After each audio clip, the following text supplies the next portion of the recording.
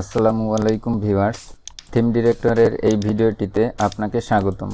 আমরা যারা web design and development নিয়ে কাজ করে থাকি তাদেরকে বিভিন্ন ক্ষেত্রে অ্যাডোবি ফটোশপ সফটওয়্যারটি ব্যবহার করতে হয়। কিন্তু আমরা যারা ডিজাইন অ্যান্ড ডেভেলপমেন্ট করে থাকি, আমরা যখন প্রথম অ্যাডোবি ফটোশপ ইনস্টল করে থাকি তখন আমাদের সামনে প্রচুর পরিমাণ ফাংশন, প্রচুর পরিমাণ টুলস চলে আসে, যেই টুলসগুলো আমাদের একদমই প্রয়োজন পড়ে না।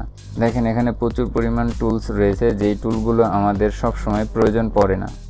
তো যেই টুলগুলো আমাদের সবসময় বেশিরভাগই প্রয়োজন পড়ে সেগুলোই আমাদের দরকার।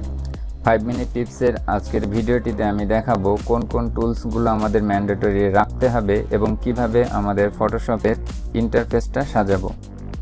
তো শুরুতেই আমাদের যেই টুলগুলো অপ্রয়োজন সেই টুলগুলো আমরা ডিলিট করে দিব। এখান থেকে আমি সবগুলোকে ক্লোজ করে দিচ্ছি।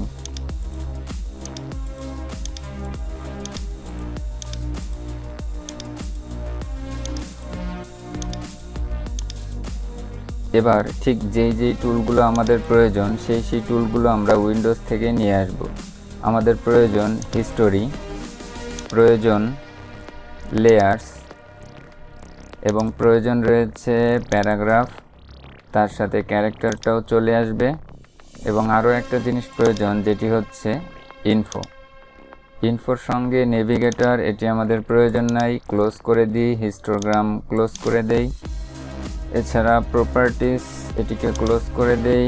অ্যাকশন প্রয়োজন নেই, লেয়ারটিকে টেনে বাইরে নিয়ে আসি এবং হিস্টোরিটাকে লেয়ারের পাশে সেট করি এবং তার পাশে ইনফোটাকে সেট করি। এবার প্যারাগ্রাফটাকে বের করে নিয়ে আসি, সাথে ক্যারেক্টারটাকে প্যারাগ্রাফের পাশে রাখি এবং এই পপআপটি ধরে ঠিক এখানে নিয়ে আসি। যখনই এটি এরকম হিডেন অবস্থায় আসবে তখন ছেড়ে দিব। এই দুটি ট্যাব জোড়া লেগে যাবে। এবার উপর থেকে ট্যাবটাকে ড্র্যাগ অ্যান্ড ড্রপ করে ঠিক এই পজিশনে নিয়ে আসি। যখনই এটা হিডেন হয়ে যাবে ঠিক ওই মুহূর্তে ছেড়ে দিব, তাহলে আমাদের এগুলো সেট হয়ে যাবে। এবার আমাদের এখানে একটা রুলার প্রয়োজন, যেটি কিনা Ctrl+R প্রেস করলে চলে আসবে। রুলারের এখানে সেন্টিমিটারস আছে, এখানে আমাদেরকে পিক্সেল দিতে হবে, কারণ আমরা পিক্সেল বেসিস কাজ করে থাকি। এটিকে জুম করার জন্য আমরা Ctrl+ ব্যবহার করব এবং ছোট করার জন্য Ctrl- ব্যবহার করব। তো আমি একটু জুম করে নেই। এখানে আমরা যেই গ্রিডগুলো দেখতে পাচ্ছি, এই গ্রিডগুলোকে যদি আমরা হাইড করতে চাই Ctrl: প্রেস করব, আবার শো করার জন্য Ctrl: প্রেস করব।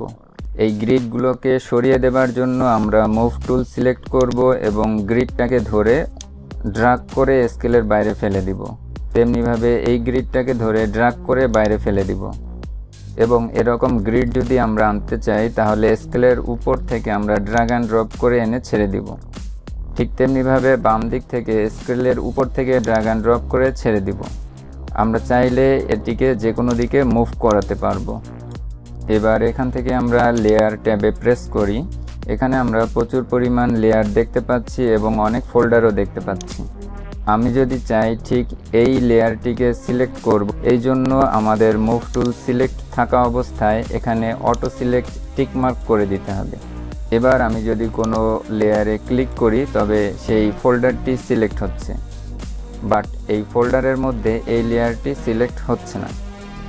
এই জন্য আমরা এখান থেকে গ্রুপের এখানে লেয়ার সিলেক্ট করে দিব, তাহলে গ্রুপ সিলেক্ট না হয়ে অনলি এই লেয়ারটা সিলেক্ট হবে। দেখুন আমি এখানে ক্লিক করছি, সো আমাদের ফোল্ডারের মধ্যে ঢুকে এই লেয়ারটি অলরেডি সিলেক্ট হয়ে গেছে। আমরা যদি এই ছবিতে ক্লিক করি তবে এই ছবিটা সিলেক্ট হয়ে গেল।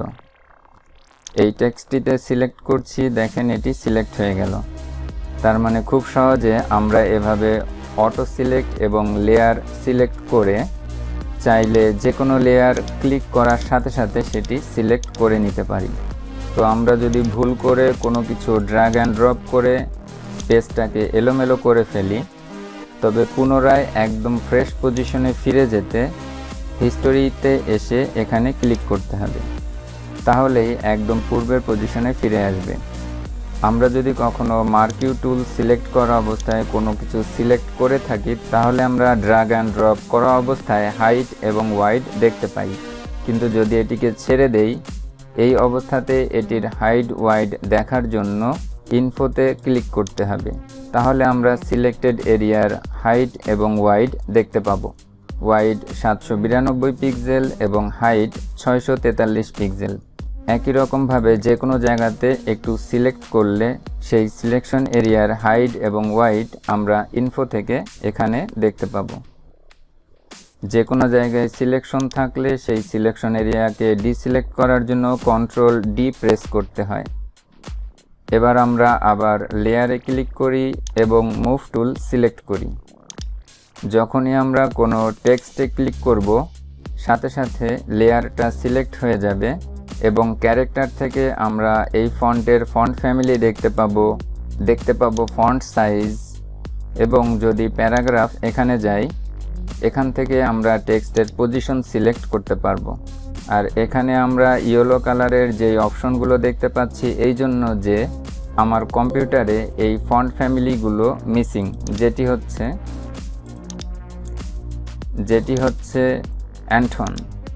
তো নেক্সট 5 মিনিটস ভিডিওটিতে আমি দেখাবো কিভাবে আমরা এই মিসিং ফন্টগুলো ডাউনলোড করতে পারি এবং সেগুলোকে ইনস্টল করতে পারি, যেন পরবর্তীতে আমাদেরকে এই ইয়েলো আইকনগুলো দেখতে না হয়। তো আমাদের এরকম একটি ইউজার ইন্টারফেস রেডি হয়ে যাবার পরে আমরা এখান থেকে এসেনশিয়ালে ক্লিক করব, দেন নিউ ওয়ার্ক স্পেস। এখানে আপনি চাইলে আপনার নাম লিখতে পারেন, চাইলে যে কোনো প্রজেক্টের নামও লিখতে পারেন।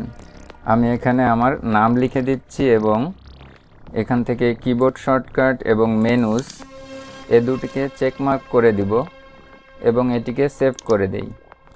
দেখুন সাইড নামে আমার একটি ওয়ার্ক স্পেস তৈরি হয়ে গেছে।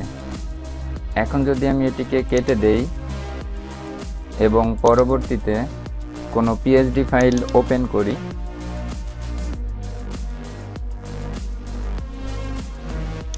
তাহলে আমরা আমাদের লাস্ট ওয়ার্ক স্পেস সহ আমাদের ফটোশপের ইউজার ইন্টারফেস দেখতে পাবো। এটি মাত্র একবার সেটআপ করে নিলেই পরবর্তীতে আমাদের আর কখনোই সেটআপ করতে হবে না। তো এই ছিল আজকের 5 মিনিট টিপসের অ্যাবাউট ফটোশপ ইন্টারফেস।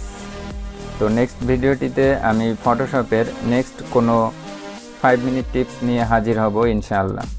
তো সকলে ভালো থাকবেন, সুস্থ থাকবেন। সকলের দীর্ঘায়ু কামনা করে এখানেই শেষ করছি। আসসালামু আলাইকুম ওয়া রাহমাতুল্লাহ।